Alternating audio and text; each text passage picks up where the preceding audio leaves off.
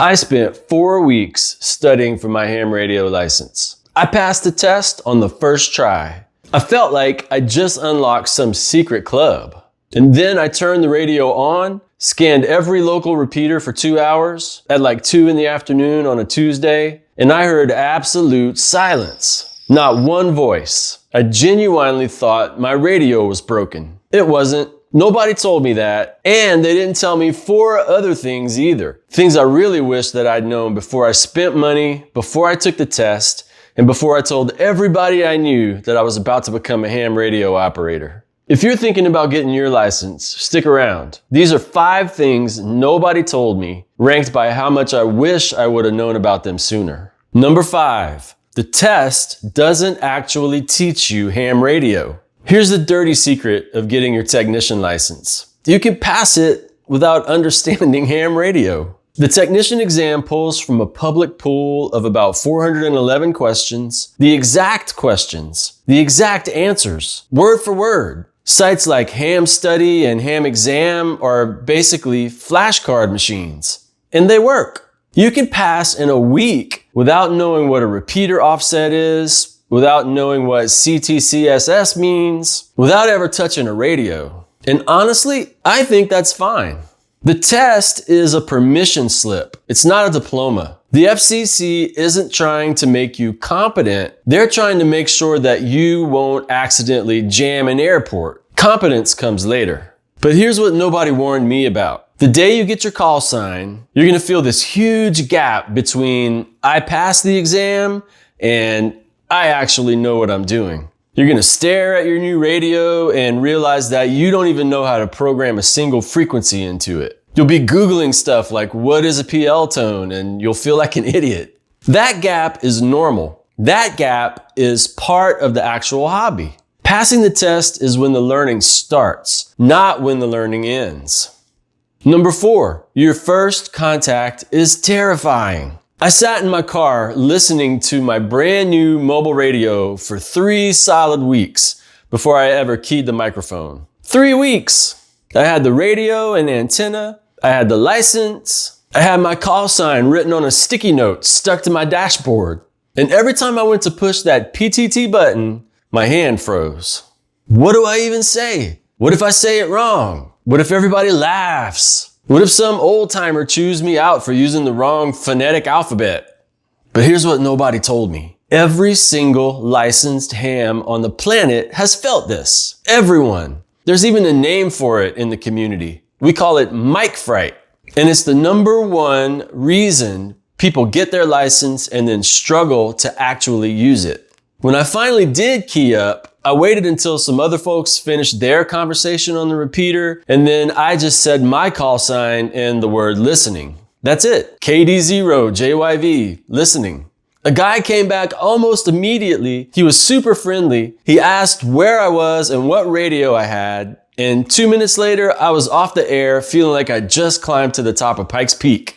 So I have a real question for you in the comments. When you think about getting licensed, what scares you more? Is it failing the test, or is it actually getting on the air for the first time? I'm genuinely curious which one's the biggest barrier, so let me know in the comments below. Number 3, the repeaters are quieter than you think.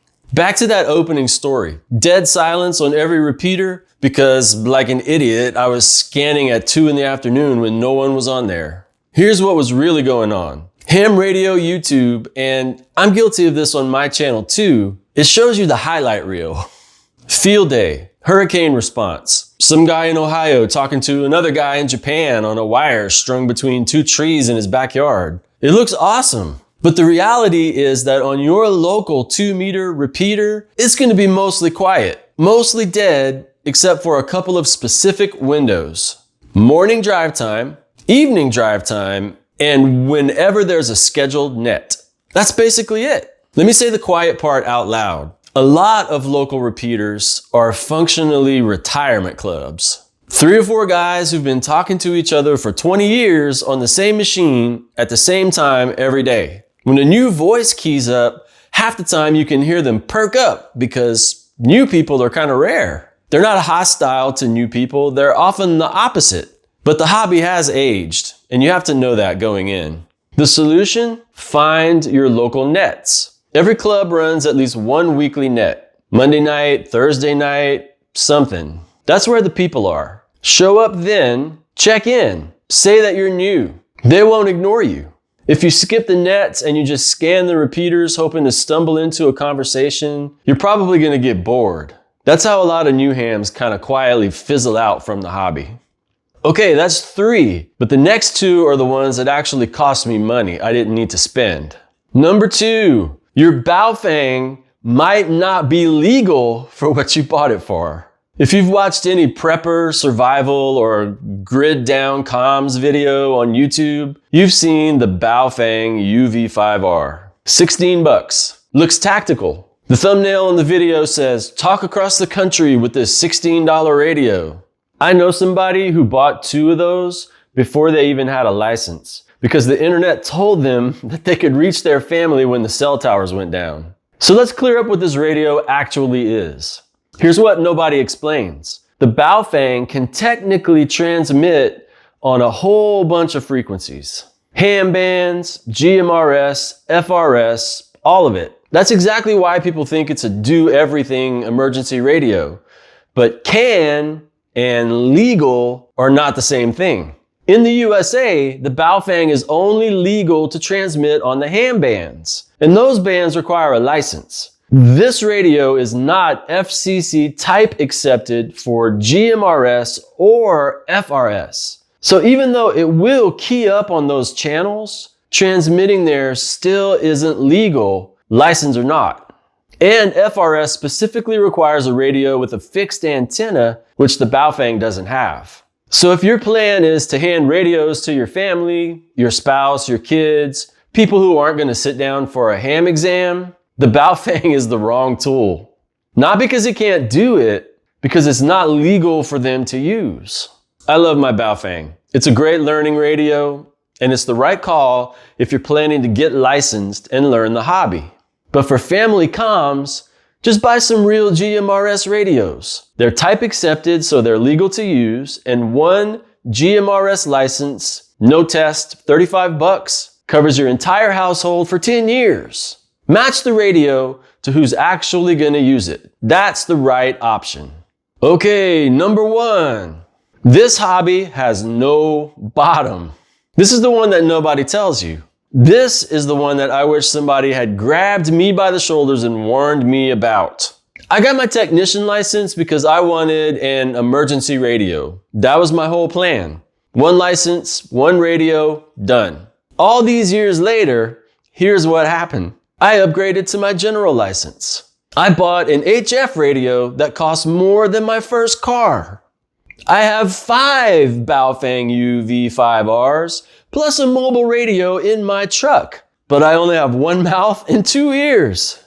I joined multiple ham radio clubs. I'm about to travel across the country for a year doing parks on the air activations in my RV.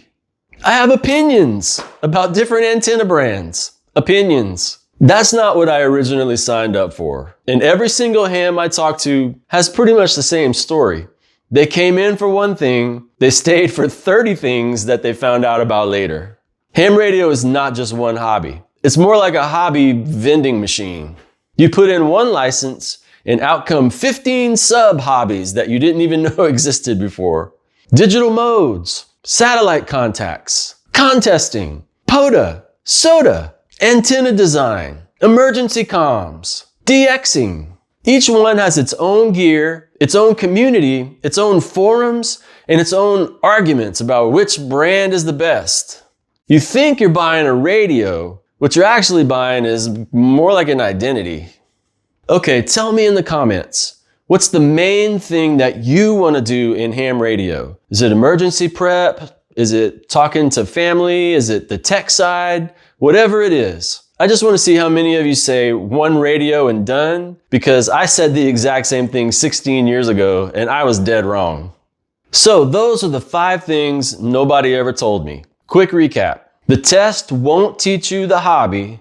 That comes after. Your first transmission feels terrifying, and that's completely normal. And the Baofeng is not the grid down family solution the internet sold you on. Match the radio to who's actually using it. Here's the truth though, and I mean this. Getting my ham radio license is one of the best things that I've ever done. I've met people that I never would have met. I've learned things that I never would have learned. And the day I had my first conversation with somebody in another country, sitting at my kitchen table using an antenna that fits in a small bag, that was a feeling that no app on my phone has ever given me before. So if you've been on the fence about getting licensed, this is your sign. The test isn't that hard, the cost of entry is low, and the community, despite what I said about the quiet repeaters, is going to welcome you the second you show up. If this helped you, do 2 things for me. Subscribe. I'm putting out a full travel series where I drive across the country in my RV doing a new POTA activation every week. You definitely don't want to miss that. And drop a comment telling me where you're at with ham radio. Are you still looking into this hobby and you don't have your license yet? Did you just get your license and you're figuring out how to use it? Or maybe you're an old timer who's seen it all and has opinions. Let me tell you, I want to hear those opinions. 73, and I'll see you in the next one.